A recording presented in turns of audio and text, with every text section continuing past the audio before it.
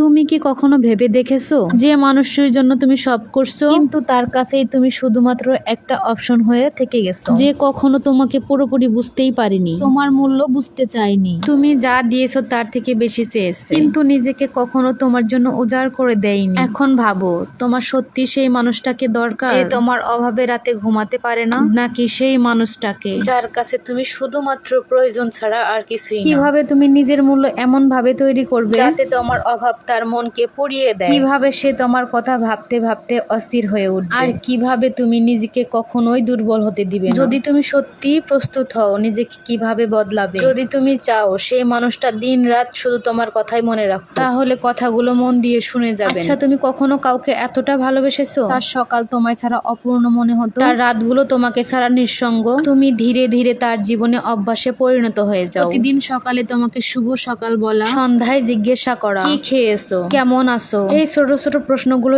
একসময় একটা জীবনের অভ্যাস হয়ে ওঠে। আর যখনই তুমি সবকিছু দেওয়া বন্ধ করে দাও, তখন সামনে থাকা মানুষটা, এই মানুষটার আত্মা একসময় নিস্তব্ধ হয়ে যায়। ভালোবাসার মানুষটাকে প্রয়োজন নয়, প্রিয়জন বানিয়ে রেখো।